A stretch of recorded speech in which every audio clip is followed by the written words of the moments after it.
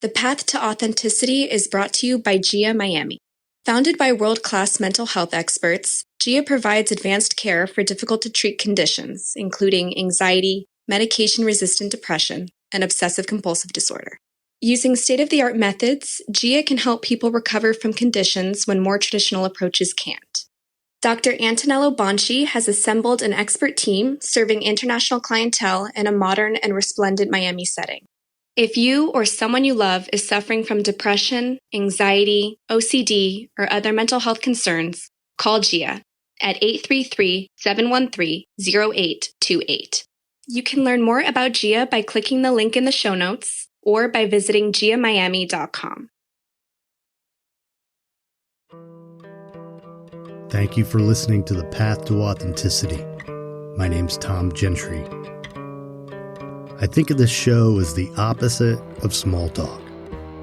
You'll hear real conversations with real people who know who they are. We talk about what makes them who they are, how they became who they are, and how we might become truer expressions of who we are. I'm Heather Sundquist Hall, and this is The Path to Authenticity.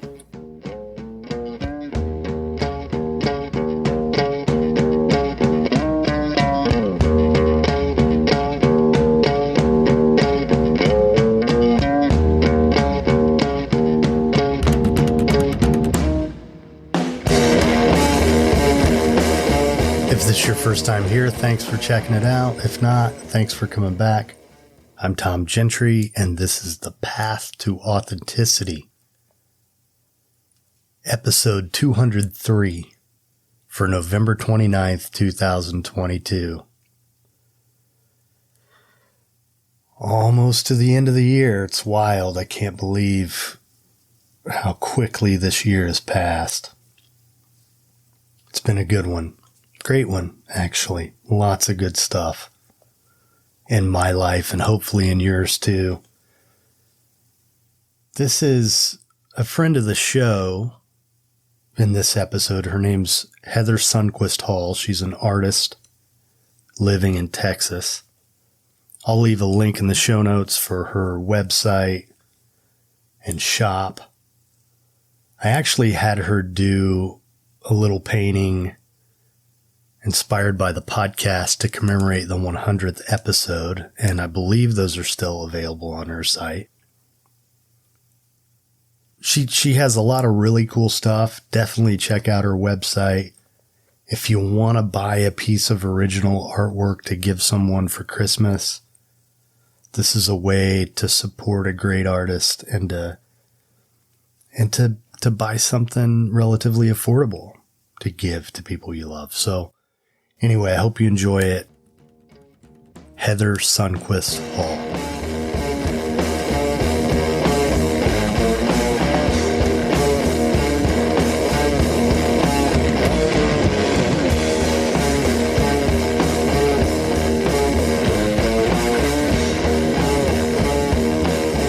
Thanks for having me. I've been a fan for a bit, so this is really exciting for me. Thanks. Well, now I'm like flush with happiness all of a sudden, because I think you're the first person who ever said they were the fan of, at least to me. Nobody else has ever told me they were a fan of the podcast. So I really appreciate that. Well, you're doing something pretty interesting. And I think, there's so many podcasts out there and there's so many things you could learn and just hear about. And I feel like what you're doing feels really particular and kind of on point for probably what everybody needs. It's to just like learn how to listen to themselves and just be who they are. And I feel like you touch on that in a really, and your guests touch on that in a really comforting way. So I'm a fan of all of those kinds of things. Yeah, that's great. That's kind of where I've been led in life, I guess, and I've said this on the podcast before. I've kind of come to the conclusion over the years that every time I was off course in life, or am. It's not like it doesn't ever happen anymore. Or every time I have made a mistake, or if I really drill down, it probably somewhere has something to do with me not being true to myself somehow. Yeah. It's such like a small thing that you can just, I don't know, I completely agree. I feel like I have definitely have moments of that where I feel like where things feel off or just things don't feel just right. Yeah. It's usually when I'm not listening to whatever's happening in my head. And then I'm like, oh gosh, this is a big deal. I have to shift a lot of things. Yeah. So, I've admired your artwork. Thanks. And, I think you probably found the podcast, if I'm not mistaken, when I had Brian Phillips on. So are you guys friends? We are, yes. Oh, I've known cool. Brian for a few years now, and he's the best. He is just like a bright light out there, and it's just hilarious, and he's just a real great person, and his work is gorgeous. Yeah. I feel lucky to know him. Yeah. And I definitely, after having this conversation with him, felt like, man, I wish we lived in the same place. Like, he's somebody I'd want to hang out with. Definitely. Yeah. Yeah. He's a great guy. He and his wife, Cynthia, they're just real good people. They seem it, and very, very happy. Yeah. And real down to earth, and just, good things. So you're part of that Austin art scene. I guess so. Yeah. But as I found from your caller ID, you lived in Philadelphia. I did. For a while. I lived in Philadelphia for almost a decade. That's where I went to college, and then where I actually did like an extended college experience because I wasn't sure what I was doing with myself. So I was in New York, and then I was in Philly.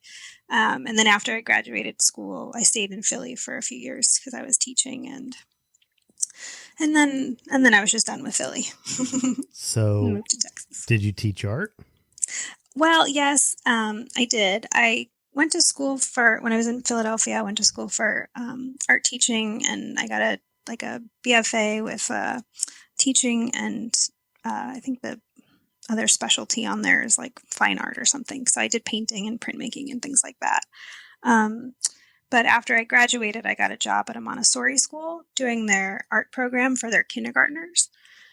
So I did that for a year, and then it was like a maternity leave position for someone who was who was taking the year off after she had a baby. And then after that, I just stayed working in Montessori. I worked with the toddlers, and it was one of the best things that I discovered in life is working with toddlers. I love toddlers very much, and Montessori is a very close world to me. So I work at a school now, part-time, now in administration, but I've been working with toddlers kind of ever since. Wow. So you also work at a school. So what does a day in your life typically look like? Yeah. Well, I have this very amazing opportunity this year where I only have to, I don't work in the classroom full time anymore. I work in administration. So I only go into Austin for that position 3 days a week.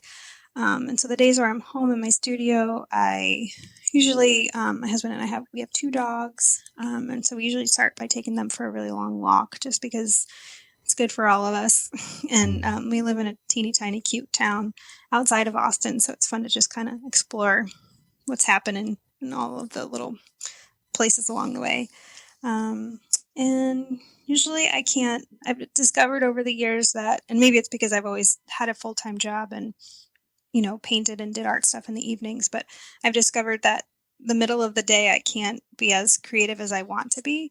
And it's usually when I have to do like administrative tasks and things like that. And I don't really get calm enough and centered and grounded enough to start painting until like the afternoon and the evening. And my husband and I share a studio, and so we, when we're both in here together, we'll just listen to podcasts, kind of taking turns picking, and just paint until we can't paint anymore. Sounds like a pretty good life. Yeah, I can't believe I fell into it, but I am really grateful that I did. Yeah. So, did you always know you were an artist? I think off and on. I think when I was a kid, I just knew I liked making things and I liked using my hands to do things. And I was real, I don't know if I had anxiety as a kid or if I just knew I needed to be busy and just like being busy. So I would make little books and, make diagrams of all these different silly things. And, um, you know, I think I was like make puppets and clay things and, just all kinds of stuff. My sister and I were pretty busy in that way. My parents both were. My dad was a photographer, and my mom sews and makes all kinds of stuff. And I think just being around people who are busy all the time, it just kind of made it instilled that in us of like, hey, you can make all these things with your hands, like just go for it. And so when I was really young, I did a lot of creative things, and then I don't know. I always kind of stayed close to it, but you get into that like weird middle school age where you don't know who you are and you think everything's terrible that you're making or doing, and so it's just you second guess yourself a lot. And so I feel like I experienced a lot of that, but um, stayed close enough where I went to school for art, and I don't know. I think really honestly up until moving to Texas and like really focusing on painting and like honing in on different like skills within that, I really wouldn't consider being an artist like my first description of myself. I'd probably would have said like, oh, I'm a teacher or something like that. But now I think I take it a little bit more seriously. And so I guess, yeah, now I'd say I'm an artist, but there are periods in my life where I probably wouldn't have thought that I was for various reasons. Well, when I look at your work, I mean, how could you possibly not describe yourself as an artist? It just, yeah. So Yeah. Speaking of which, how would you describe your work? Well, so I think a lot of my work is based on, personal memories or just like nostalgia in a way. But I think the word that I'm feeling the most comfortable with lately and excited about lately is that my work is about storytelling. And so it's all, illustrations, but they're based on my own memories and experiences or just, things I've seen or that just kind of stick with me. And I just kind of explore those in paintings. So I guess loosely based narrative pieces.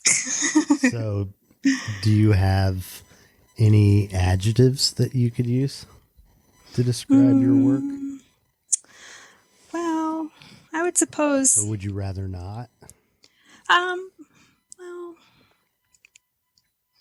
I think, well, I guess it's kind of tricky. I think they're a little bit like loosely like based on, they kind of have like sometimes like a dreamlike quality or even like a childlike like lens on them. Mm-hmm. And just kind of looking back. I know they're very quiet, and because I think for me when I'm painting, it's the only time where I'm really quiet with myself, and so I really like focus on the quiet that I'm experiencing in my mind as I'm painting. But also color is really important to me, so I guess colorful would be another. Geez, I'm really hoping that I'm picking adjectives. No, you're doing great. Yeah. Yeah. It's suddenly when somebody says a word like that where you're like, oh, wait. Oh, no. Yeah. Is that what that is? Yeah. Generally, ly is an adverb. The rest of them. Yes. Yes. So, quiet is an interesting one, but it definitely rings true when I think about, the clouds or, there's one that I'm thinking of that I think it might have been the one of them that you sent me, that there's a car kind of in the center of the painting and the rest is kind of a landscape, but it has a little bit of a peaceful feel to it. Yeah. And, I would say you mentioned, what word did you use that relates to childhood? Oh, like through the lens of a child or something. Right. Yeah. I mean, it has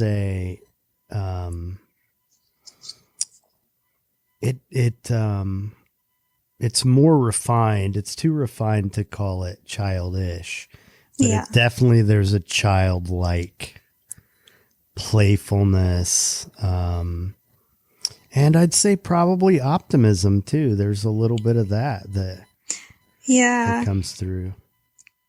Yeah. I mean, like, I never want anybody to be depressed after looking at my paintings. There's enough things in the world that I feel like people can get, unfortunately, disheartened by. But I feel like for me, painting is such like a really important release and, time to just process what's happening in my head. And I just want, somebody to take away that there's hope, or there's just, moments where everybody can have quiet, even if it seems impossible, just like 3 seconds to just like pause and breathe is important.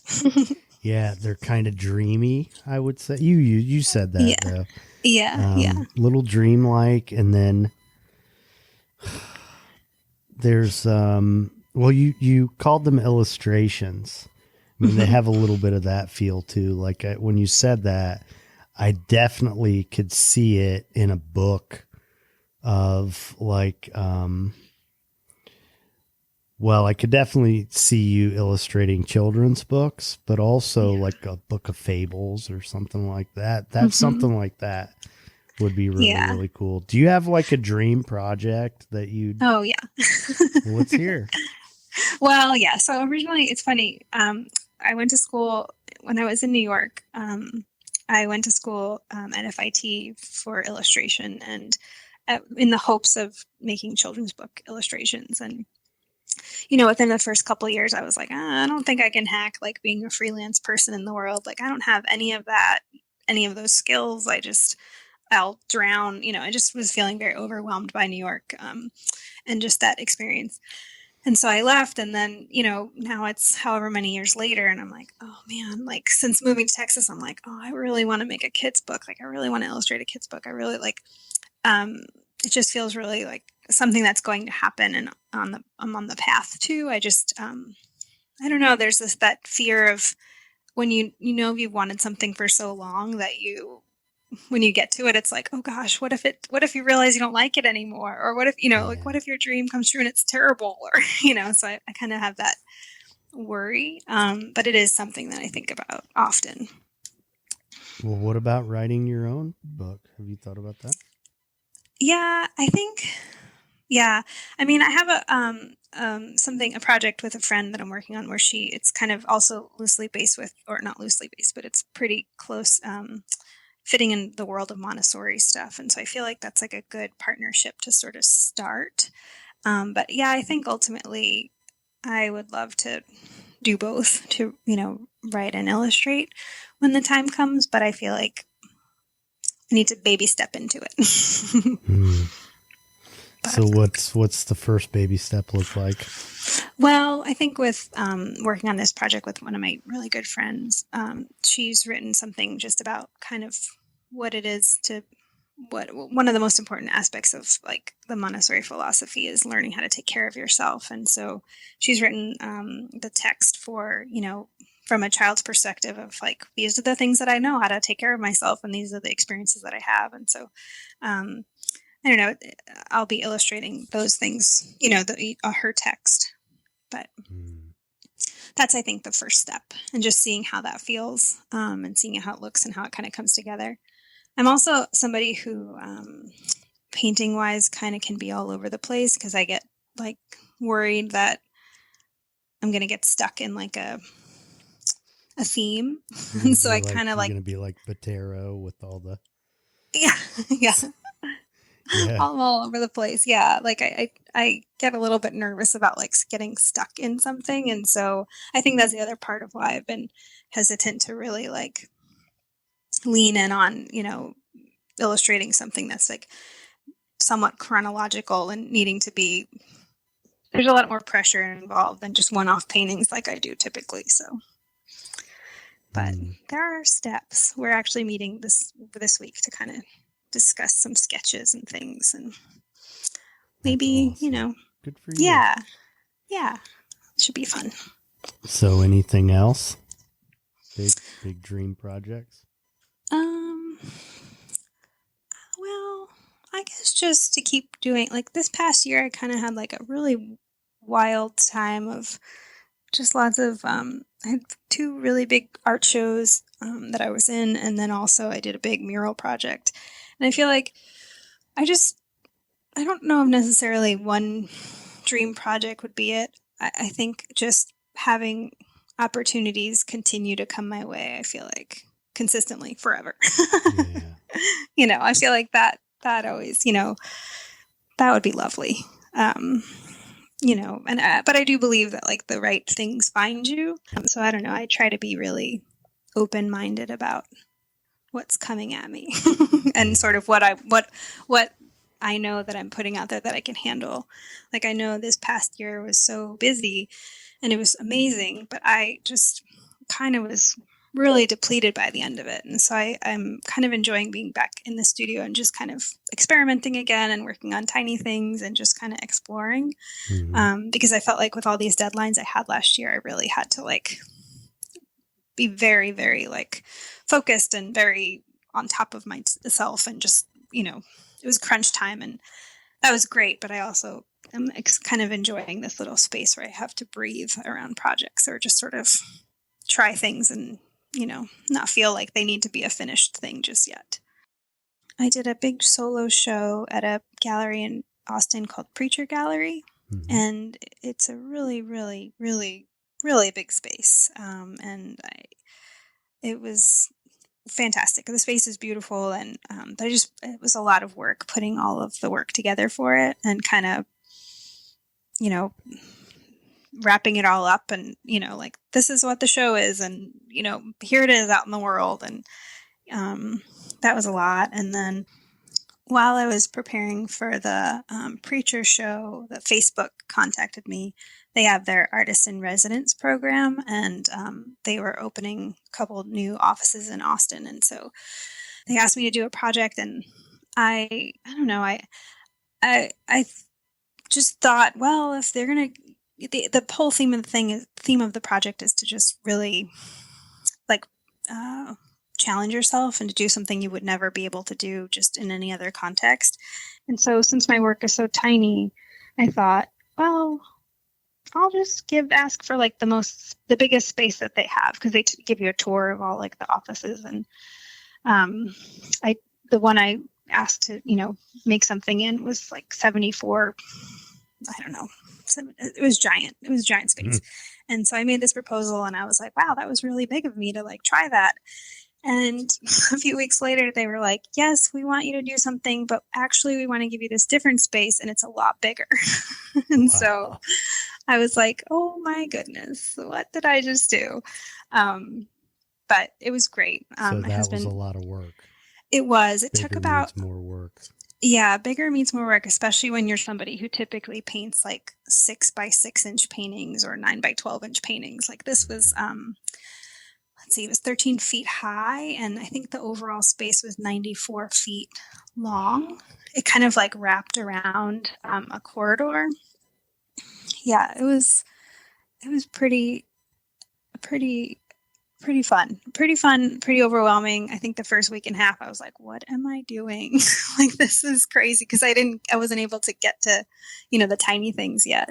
But by the end I got to paint a bunch of little like tiny hidden things throughout the whole piece. And yeah, it was a big thing. But my husband was a painter, and he graciously gave me basically all of his summer to help me kind of work on this. So yeah. Awesome. So, and then after that, I had this also kind of dream experience where I had a show I was in a 3-person show at this place called the Web Gallery in Waxahachie, Texas, with 2 of my very favorite painters, like from forever. So that was kind of I don't know. I felt like I could probably just never do anything again. Like, I got to show with these 2 fantastic women, and in this space that's been my dream space. Okay, like, I can be done now. Wow. So I have a feeling there's going to be a lot more.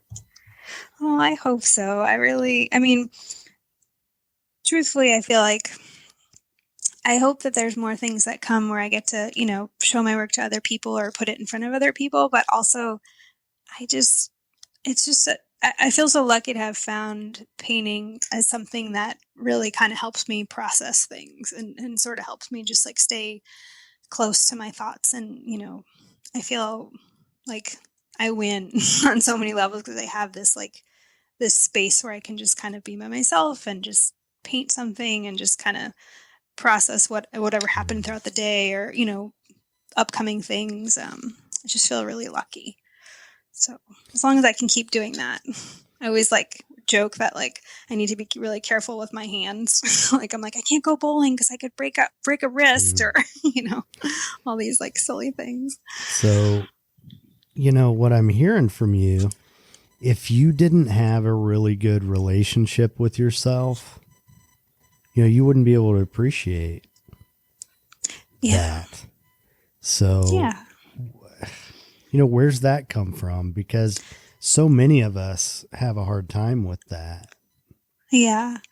It's really interesting that you say that. I think, well, I don't think that I've always had a really good relationship with myself. I think that for a really long time, I've been like,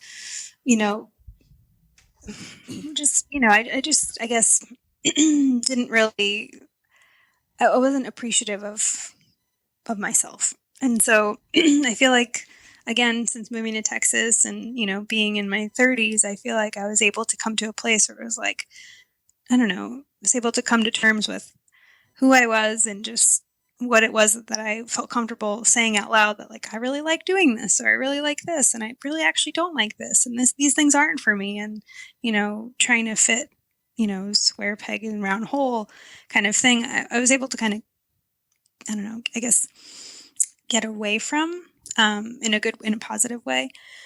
And so I don't know, I feel like that probably sounds very vague, but No, I don't know. no. I feel like it's it's like I think it's the gift of getting older, and just finding the people who also bring those, like who also are happy with who you are. I think that helps. Well, and it's funny because the people who are happy with who you are tend to be the people who are happy with who they are. Yeah. Yeah. Yeah. I definitely feel like Austin is full of people like that who, or at least in the art community, the people I've been really fortunate enough to interact with are just people who are happy they're there, happy you're there, excited to see what you're making, excited to show you what they're making, and just, just want to support each other in a way that feels like so unique. Yeah. That's great. Yeah. Well, I've thought over the years about how, writing is definitely a tool of self-reflection and a way to kind of stay grounded. And I've always loved that, when you write, things come out that probably wouldn't otherwise come out. Yeah. And so, but I've never heard anybody talk about their art that way. Yeah. But that's what I'm hearing from you. Yeah. I think, it's a fun little pocket in my brain to kind of explore in that way. And I think it kind of just like, it frees up some of the, the day-to-day grown up, like, oh, it's Monday, crummy attitude. Because you can, be like, yeah, it's Monday, but, I'm going to paint this weird, house in the cloud today. And, that's my life. Like, Right. Okay, how bad can things be? Right. Yeah. So now, who, like in your childhood, was there someone who sort of inspired you to be an artist, or who were those people who modeled? You said your parents, right? Yeah. Yeah, definitely my parents. Like my dad was a, photographer. He also worked at a newspaper when I was growing up. And so I think just like printed things and that kind of, I don't know, production aspect was really, I think, exciting for me to be around, you know, just going into like the I forget what they would call it, but in where they were making all the plates for the newspapers, like how they'll, the press room. Yes, he like managed the press room, but in the specifically where where they would make the plates with the photos, and so you'd be like in a dark room. So we'd go into there, and it would just be so fun, and you know, kind of just exploring. And he would just let my sister and I kind of like run around the place. And it used to be the building that it was in used to be a roller rink at some point in many years prior to the newspaper being there. So there was like this like abandoned kind of roller rink in the middle of it, and that was really fun. But I think, I don't know, my mom definitely, she, you know, was always making and sewing things and made all of our Halloween costumes, and just was always, you know, redoing something or upholstering and just sewing and making things. And then I have an aunt who actually so when I went to school in New York, I went to the Fashion Institute of Technology. And she went there when I was growing up. And so we all lived with my grandparents for a little while. And my aunt was there, and she was going to FIT, and she would always be drawing patterns for a little while after school. She worked at McCall's pattern company, and so she'd be on the kitchen table like making all these like really cool like 1980s, you know, fashions like and all of these like patterns and things. But she was a really big inspiration to me growing up. I think she would every year take us, my sister and I, for our birthdays into New York City, and like go take us to like cool, weird stuff and to see things. And, you know, she got us like, you know, purple and pink wigs in the 80s, you know, for Christmas one year, and like fingerless lace gloves like Madonna. And, you know, she was really, she is, you know, growing up, she was like an icon. And now she's wonderful. She doesn't live in New York anymore. She lives in Virginia. And her daughter, I think, is in her senior year. My cousin is in her senior year of high school. And so I'm like, oh my gosh, your mom we used to do this and this and this. It's just, I don't know. It's real fun. But she doesn't. I mean, teenagers, like, she's probably like, shut up. It's my mom. I know. Yeah. I know. I'm like, look at all these things, you know, these photos of all of us back then. And yeah, I know. I wonder, I'm like, I hope you appreciate your mom.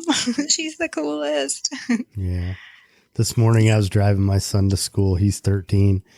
And I was just looking over at him and just like in my head thinking, wow, what a freaking cool kid. You know, he's just such a great kid. Yeah. And I'm so proud of him. And I'm looking at him and he's like, what? like he's like in a bad mood, like right. What? I didn't do it. You know? It was so funny. Yeah. I'm just getting into that teenager stuff now. It's interesting. It's definitely an adjustment for me as much as it is for him, probably. Sure. Yeah, I don't have any children, but I remember myself as that age, and I was like, oh my gosh, Mom, I'm so sorry. I was such a hot mess all the time, just like so moody, and just like everything was always something, and just like, yikes, everybody who I was around. I am really sorry. So what took you to Texas? Well, so I was in Philly for almost 10 years, and you know, after being there for a while, like, I don't know, just Philly's wonderful, and I love it, the city, and I love going to visit, and it was a great experience while I was there. But I just was, I don't know, I was ready for something different. I didn't really want to move to New York. I wanted to be around another city, but New York wasn't it, and I couldn't really like land on anywhere in the East Coast. And so my husband was also kind of in the same place. We were, you know, dating at the time, and he was like, well, I'm going to go visit a friend in Austin. And so he had some, you know, time off and was traveling, and he came here for, I think, a week was the plan initially, but he liked it so much he ended up staying. I think he picked up some work with some construction person, and he stayed for a month. And so I was like, well, I guess I should look for jobs in Austin then. And he was like, yeah, you should. So I thankfully, and you know, Montessori schools are all over the country and the world, and so I got a job at a Montessori school and moved down here. And I wasn't really sure. I mean, I visited before I came, and I liked it. And I don't know, it took me a year or so to like kind of feel settled. I mean, obviously it takes everybody a while when they move somewhere, but I didn't realize how hard a move would be as I was a little bit older. I think I got here when I was 30, just 30.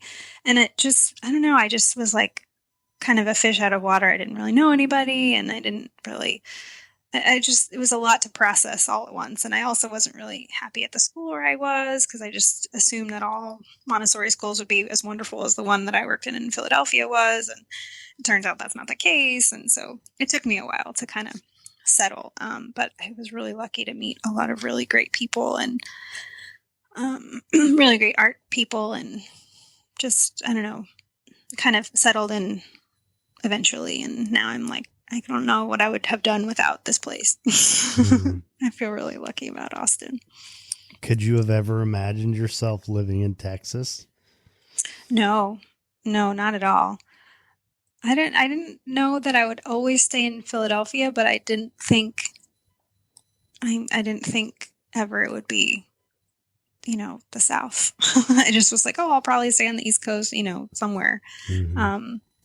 But I have an uncle that lived in Texas when we were growing up, and we would always just like talk about how funny his accent was, and we're just like, oh, what do they have there? Like, horses? Do you live on a ranch? And he was like, no, I live in Dallas. And, I didn't understand it then because, I was a little bratty kid, but now I'm like, oh yeah, Texas is vast, and it is very different than I had ever thought it could be.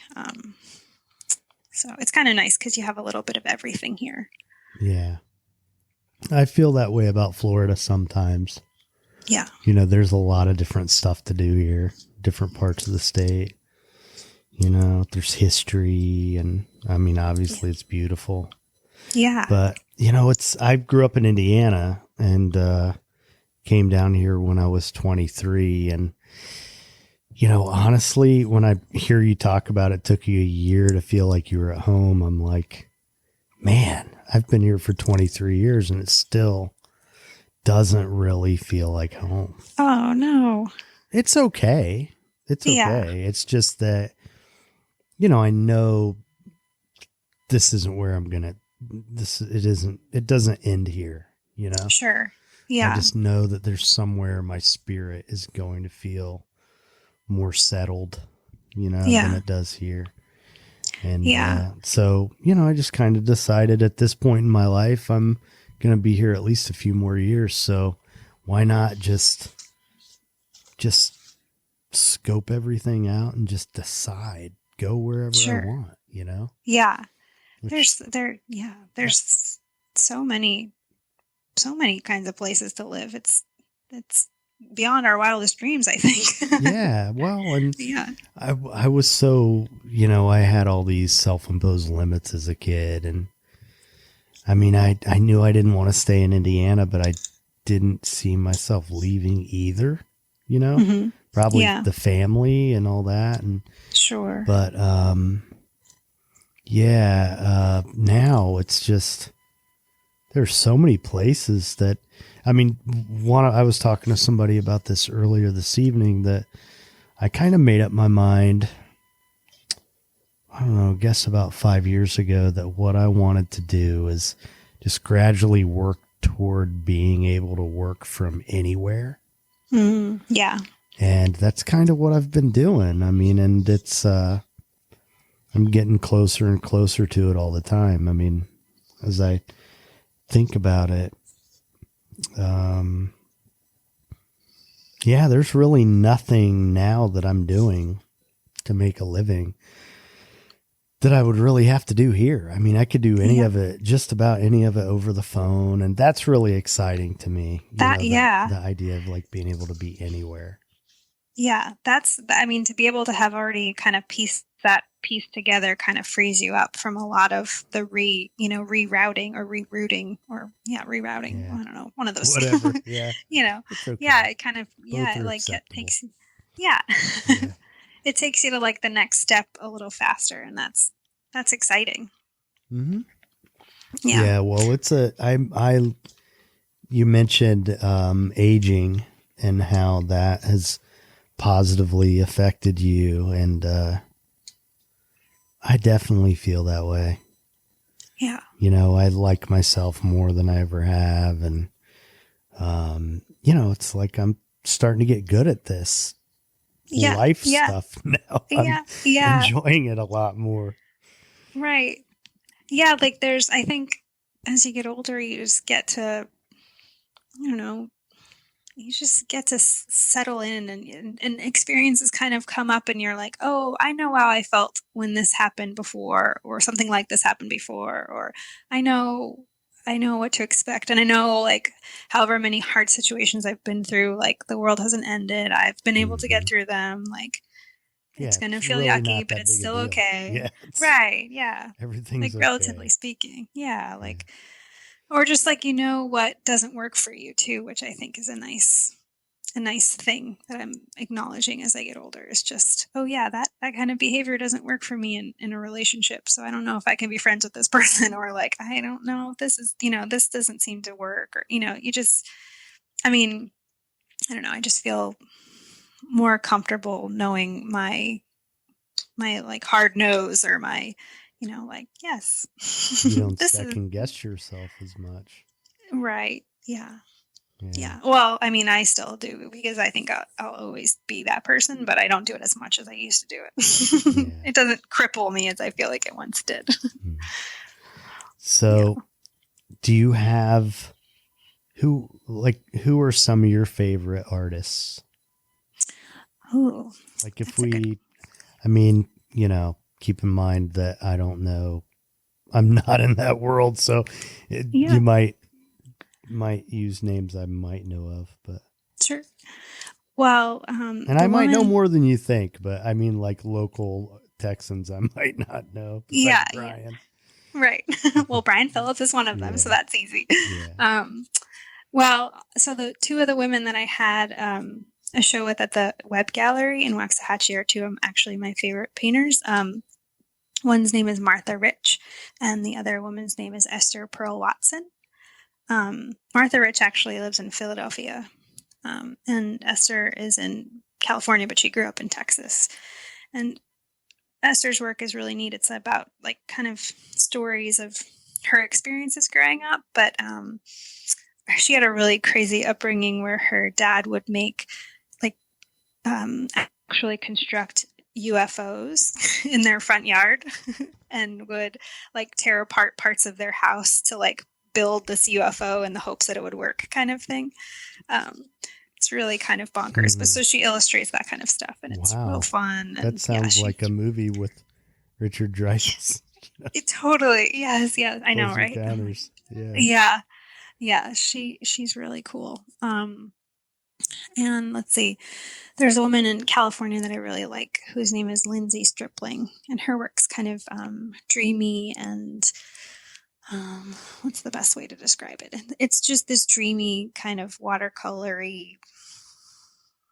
I don't know. They kind of range. She's got some figurative things in her work, but it's really loose, and I don't know. It's really, like, warming on the eyes where you see it and you're like, oh, that's lovely. Yeah. Oh, there's so many. I feel on the spot a little bit of favorite folks. What about, like, the classics, Well, so that's funny. You mentioned that. So I don't know if he would be considered a classic, but Magritte is a huge yeah. And so I guess I'd seen his work, growing up, and obviously in our history and stuff, but for years now, I guess, I don't know, my husband keeps saying to me, like, oh, that kind of reminds me of Magritte, or that reminds me of Magritte, of something that I'm making. And we have a book of his on one of our coffee tables, and I was looking through it the other day, and I was like, oh my goodness, I've been ripping off Magritte for the last couple of years. Like, so I guess I haven't been very subconsciously in love with his work for a while. We saw some of his work in was it Houston or Dallas? I think maybe it's Houston a few years ago. And gosh, it's just so incredible. It's funny just so because great. as soon as you mentioned McGree, I thought, yes, that's what I see in your Yeah.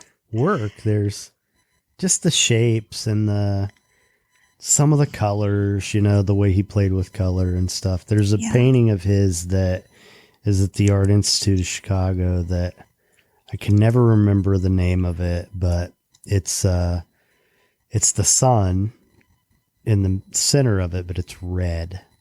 It's a setting sun. And it's, there's some sort of vague Greek classical buildings but it's really simple. And it's just, I wish it would be one of those, I can't find a print of it anywhere. Right. I would buy it and frame it, but I can't find one. It's, yeah, I don't know why, but yeah, no, I can that's so interesting. Yeah, I guess I didn't see it. Yeah, I guess I don't know. I never really, I don't know, it wasn't ever intentional, and that I never felt in alignment with what he was doing. Not that I didn't, but it just didn't feel like, I wasn't, looking up his stuff while I was in our history class or anything like that. It just kind of happened, which is kind of neat, I guess. Yeah. And, that's my dog shaking. Mine's snoring in the background. You kind of use space the same way. Yeah. That's, there's a roominess to your work that exists. And you see that in some of his too. Yeah. Yeah. I feel like, especially in his like clouds and water pieces, you just can feel like you can walk out forever in them. Yeah. Yeah. Who well, else? I'm sure there's another. Well, I can't think of anybody right now because my brain feels on the spot. On the spot, but I asked you. Yeah. So there's this. I'll say one person, and there's this woman named Margaret Kilgallen. Do you know of her? I don't know. I feel like she's probably one of Brian Phillips's big influences. But she was a woman who was, she worked in the library, and she's kind of, I don't even know where to start with her. She was a painter in California, in San Francisco area in the 90s. And she worked at a book preservation and area of the library. And she's got lots of stuff with lettering and text, and all of these really kind of graphic,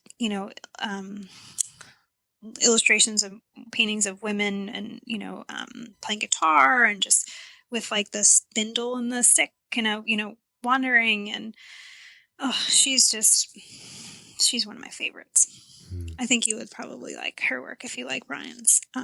She was married to that painter Barry McGee for a little while before she passed. But she's got, I would recommend that you look up her stuff. It's really cool. What's her last name? Kilgallen, Kilgallen.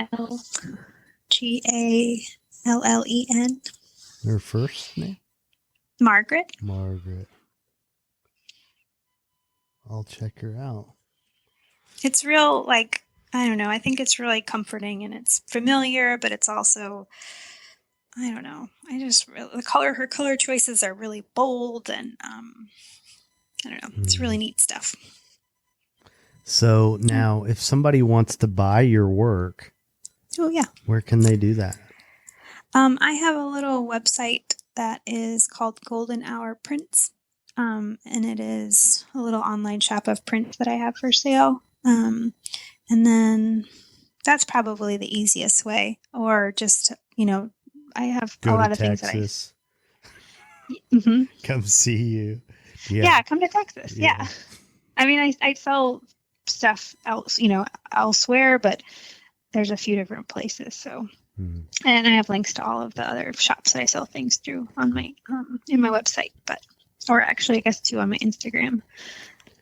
So do you? I think one of the reasons why I want to talk to artists and writers on this podcast is because I guess creatives get so much, pushback from parents and, people who say things like, oh, you can't make it that way. How are you going to make a living while you do this or that? Right. What would you say to something like that? Well, it's funny you say that because for years I've been like, I'm going to make art full time and it's going to happen. And that's my goal. And I'm, on the brink of that. And I'm like, well, actually, I like being around people. Like, as long as you have something else that's you enjoy to some degree, I feel like you don't have to choose. For me, I like working at this school because I like being around kids, obviously. But I don't know, I think it's important to interact with other people. And so I feel like, I think throughout the process of deciding that, you need to be checking in with yourself of, can I exist doing something else? What are the benefits of doing something else in my life? Or in your life, like, does having another job kind of afford you opportunities that you don't feel like you need to do things that you don't want to do for money, to paint, to make money or whatever. But I don't know. I go back and forth. I've had I have a stressful week at work. I'm like, I'm never doing this again, and I'm going to be a full-timer, and that's it. I'm done. But then I have a good week, and I'm like, well, actually, there are benefits. There are lessons that I think I'm learning, or I'm experiencing while having another job and doing this. I guess ultimately it's all about balance and whatever you can do to kind of keep yourself calm.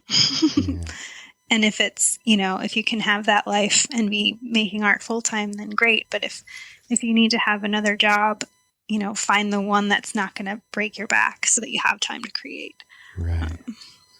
Yeah. Well, and I think we need to be inspired too. Yeah. Right. Yeah. And that's one of the other great things of working with kids for the last 13 years is that, man, they are just a well of inspiration. They just come in and it's a brand new day every day.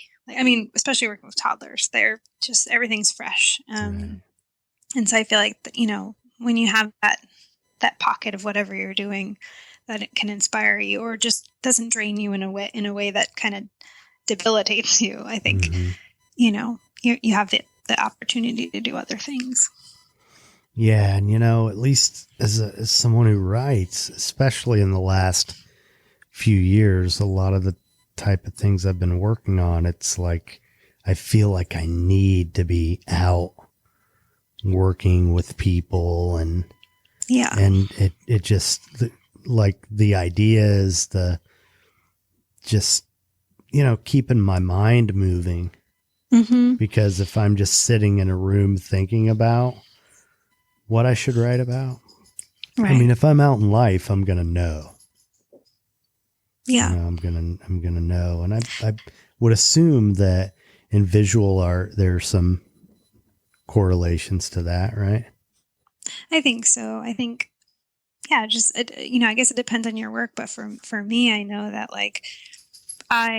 if I've been home alone or in the studio for too long, or just if I haven't had any experience in the world, then I'm not going to have any new input to add to whatever I want to make in my head. So it's all, I don't know. And I think too, our world is becoming it's very easy to be very isolated. It's very easy to just, connect to people via Facebook or Instagram or, which is great that you get to connect to so many people, but you also I feel like sometimes it isolates people from actually having FaceTime with each other, real FaceTime, not Apple FaceTime, Yeah, but where this has come up for me a lot of times is that, there are people who only want to text. Right. And I can be that way. There's certain people, sure. if I don't want to if I'd rather not talk to them, I don't talk to them. But also, like, especially when you're getting to know someone and you're forming a bond. Yeah. It's kind of hard to do that via text. And, right. It's just, this is, are you familiar with the Arcade Fire record, The Suburbs? Do you know about that? No. You should check it out. It's they're Texans too, or at least the lead singer's a Texan. It has a song called We Used to Wait, which is, it talks about, writing letters and waiting for them to arrive. And it talks, it's very, what's the word I'm looking for? I mean, they're reflective, they're looking back on their childhoods and there's a lot about life in the suburbs. It talks about light pollution and stuff, where sure. I need the darkness. Someone please cut the lights. Right. So yeah, it's just a really cool record that, the theme. That's the theme. Modern life. There's a song called Modern Man. And if it's all right, how come you can't sleep at night? Right. That's another one, yeah. It's really, really cool. You should check it out. But that's part of why I want to do this podcast the way that I have, and why, we could have done a 15-minute interview where I asked pointed questions and I got the rundown on Heather Sundquist Hall. But that's not what I wanted. I don't want to do that. I want to have a real conversation. Yeah. I think that,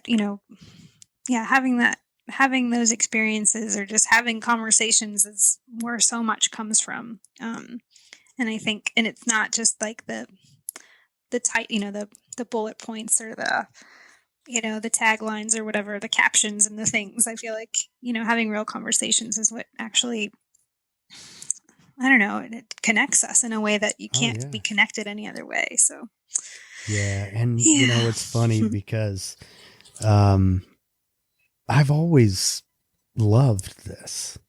And I guess it took me a long time to figure it out. And at one point, I don't know if you've listened, you probably know I'm an addictions counselor. So, I'm in that, and I think it's this conversation thing that really, it's a natural skill that I've always had. I've always, like, people are comfortable telling me stuff and, but yeah, it's, dating, I always, like, as a kid, I would talk on the phone in that courting process or whatever. Sure. And I've come to learn, like, I would, like, because I would have a deep conversation with someone, I would think, wow, she and I really connect, and but also I'm a good conversationalist. Right. So that doesn't necessarily mean that that's a good prospective partner just because we have a good conversation. Right. There's more to it than that. Well, I mean, but I think that's a good thing to note in yourself, like, especially when, at a young age, to be like, hey, we had a connection. Yeah. Like, Well, and it's funny because this podcast, I planned on writing this stuff. That's kind of how I had a blog, and I have liked writing about people, like writing profile stories and stuff like that. Getting to know people and writing about them. And that's kind of what I planned on doing.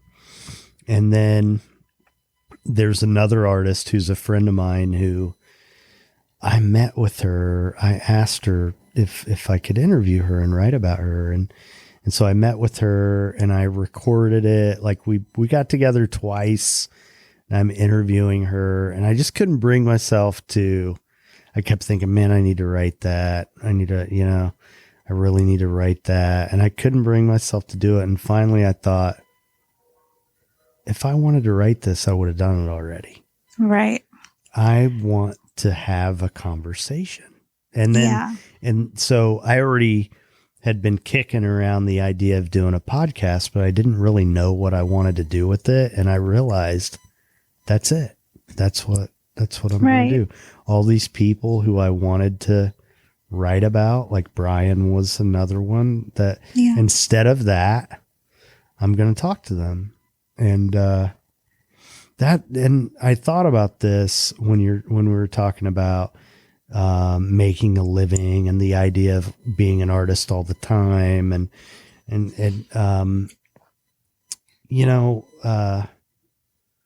if I hadn't meandered around, I would have never come to this. Yeah. I would have never figured out that, but if it would have been linear, I wouldn't be here right now. Right. So I've learned to appreciate those twists and turns. Yeah. Yeah. I think there are detours that come out of, experiences like in real life, like in being, just like in community with other people, or just, learning more about yourself. I think just, I don't know, just things come up where it just takes you in a different place that, actually is a really valuable and important place to be. Mm-hmm. Yeah. Well, and that was, to go back to like the theme of the show, that was my authentic self. Yeah. Rather than some idea of what I should do or who I should be, like, no, this is what I really feel. Yeah. This is what feels right. And I need to follow that. It's funny. I was listening to one of your podcasts, and I can't remember who it was with, but there was the woman that was talking about the dream or the journaling and the collages. Yeah, that's Lucia. Well, she said something about following the child or following your inner child or something. And so the phrase "follow the child" is such like a huge component of Montessori, of just letting the child kind of dictate what they're going to do and just kind of letting them kind of, freely explore and things. But really, after listening to that, I was like, well, actually, where like, if like based on what she was saying and kind of what you're saying right now, it's like we are following our own child. Like we are following, who we are authentically are in our experiences. And when you allow yourself that space to do that, you go to the places that you need to be, spiritually, or just, whatever you want to call it. It just was such a funny, I was driving to work and I was like, oh my goodness, she said follow, and that's what we're doing. Yeah. It was such a good, like, little aha moment. And I know she was a school teacher and she had experience in Montessori, I think, at the time when it really started to emerge in the United States. Yeah. And so her name is Lucia Capacchione. And she wrote, she's written a bunch of books. One of them is called Recovery of Your Inner Child. And it's all about using art to heal, really, is what it's about. And, but she's one of the first people I talked to about this podcast, and she's actually the first interview I did. So episode 1, and we talked for a really long time. So then episode 5, I think, but episode 1 talks a lot about her life. And she's really this is one of the things about, like, I feel a lot of times really fortunate, the people that I've been able to be exposed to over the course of my life. And, this lady, I mean, I like, just, we ended up becoming friends. My ex-wife trained with her. And she stayed at her house, and we got to know each other, and I've stayed in touch all these years. And she's just been such a encouraging figure in my world. But like, one of her first jobs, I think her first job out of college was working at the Eames office in LA. So she was a designer for freaking Oh my gosh. Charles and Ray Eames. And she babysat their kids. Oh my gosh. So you got to go back to episode 1. Yeah, I will. Yeah, it must have been the newer one that I listened to of hers. But oh my goodness, the Eames. Oh man. Yeah. What a dream experience that must have been. And then this whole inner child thing, as she developed that, Disney hired her to come in every Friday and consult with the Imagineers and help them get in touch with their inner children. Oh my goodness. I mean, you name it. Wow. She's done so many cool things. That's amazing. So it just amazes me sometimes the experiences I've been able to have and talk about the twists and turns of life. I mean, this is where my alcoholism brought me. Yeah. Into this world of, helping and it started out there, getting into that world was with my addiction, but then I also wrote. So when I started to like train as a counselor and stuff, then I got a job in a marketing department when I was 25. I honestly really didn't know what marketing was. But I could write and they needed, so I was able to take those two things and meld them together and, make a career out of it. And so a lot of the promotion in the industry happens at conferences where people speak. Right. And so I've gotten to meet all these authors. And when I started to do this podcast, I thought, well, I don't really want it to be an addiction podcast. But the more I thought, I have all these resources of people who I've met over the years. It would be kind of crazy not to avail myself of those. And I feel like it's worked out pretty well that I've been able to focus on addiction enough, but not so that it's the entire focus of the podcast, Right. Because and not that we can't all learn from those concepts, because I think we can, but that's what is important to me, that it's universal. It's not just subjective. Right. So it's been a blast. That's incredible. Yeah. So anything big on the horizon for you that we should know about? What am I doing right now? That's a good question. I have a show with I'm in a group show in Chicago at this place called Paper Hat in February, and that's exciting. That is. The people that own that space are really talented printmakers and artists. And I'm going to do a 2-person show with a really fantastic artist in Austin named Lance McMahon. And the gallery is called Respec. And that's going to be in the summertime. And those are the 2 things immediately. And then beyond that, I'm still figuring all those little pieces out. Well, you don't want all the answers all at once. Exactly. I'm okay with not having any just yet, but before I get antsy, I suppose. Okay, so going back, if there was one time in your life that, that younger you needed to hear something, when would it have been? And what would you say to her? I think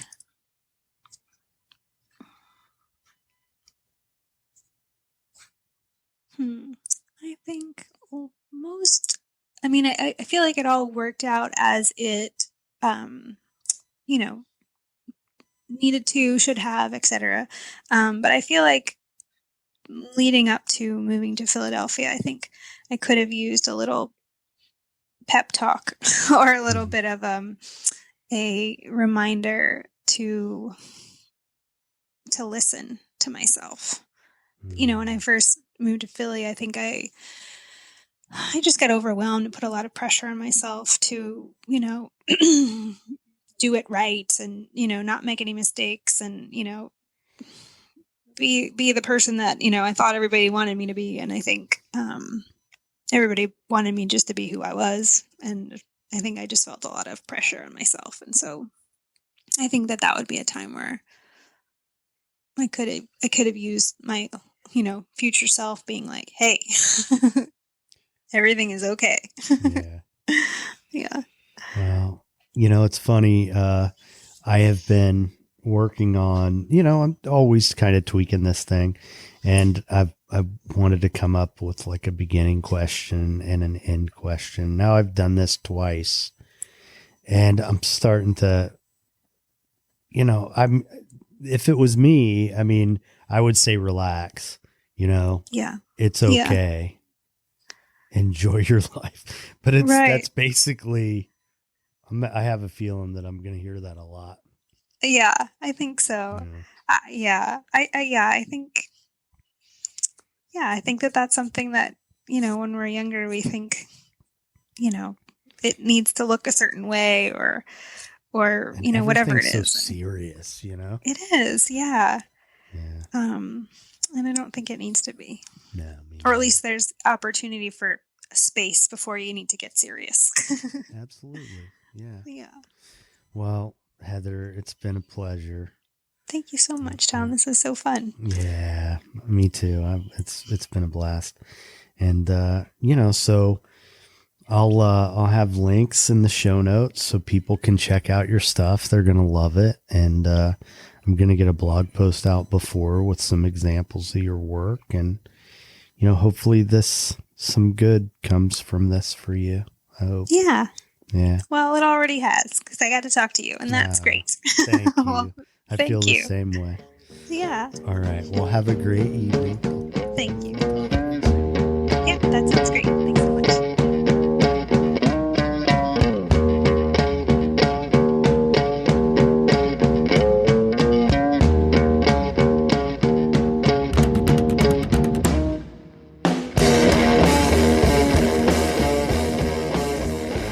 All right, there you go. Another episode in the books. Thanks for listening. You can learn more about the show and this episode's guest at thepathtooauthenticity.com. If you enjoyed this episode, please share it with someone. Leave us a review on Apple Podcasts or wherever you listen. Every little bit helps. I want to thank the band Punk Rock Opera, whose music you hear throughout the show. Their songs are used with permission from the artist and under a Creative Commons license. If you're so inclined, check out the Patreon community.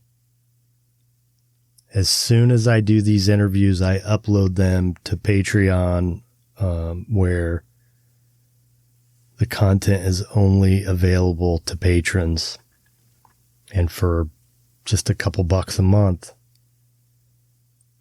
I usually post audio content, their exclusive audio content,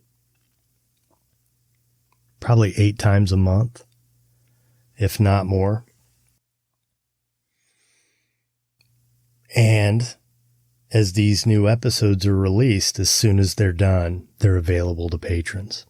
So sometimes that might be 2 weeks before an episode is released, or even longer. Usually it's a few days. Anyway, if you want to support the show, that's a great way to do it. So thanks again for investing your time. It's a big deal to me.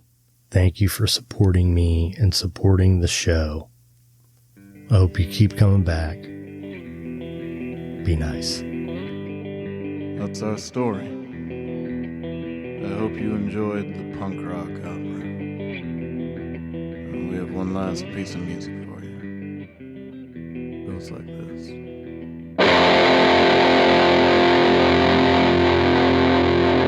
Okay, go.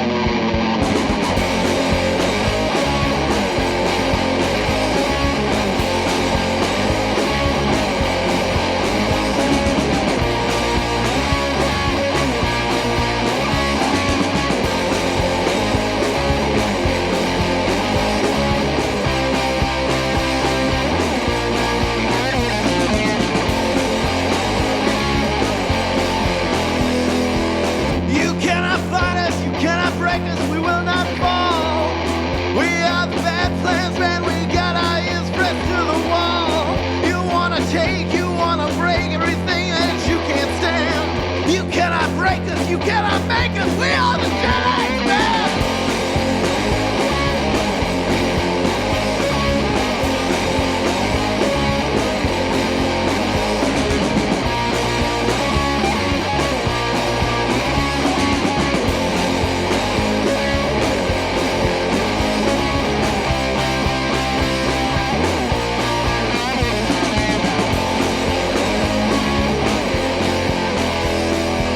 We're just the losers that lived up the street, living on these chords, simple beats.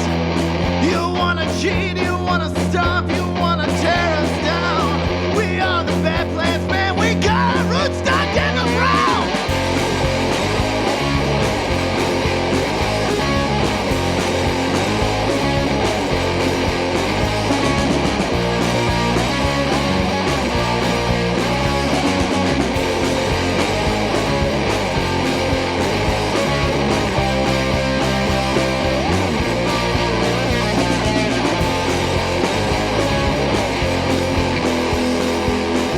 Musical generation, self-made bands.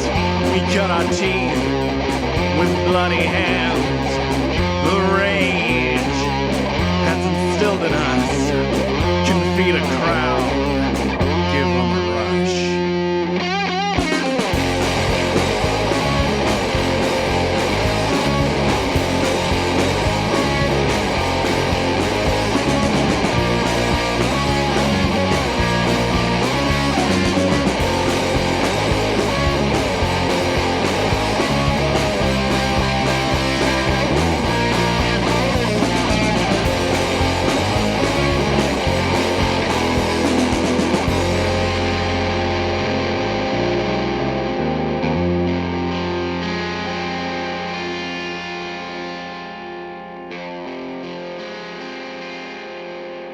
Thank you.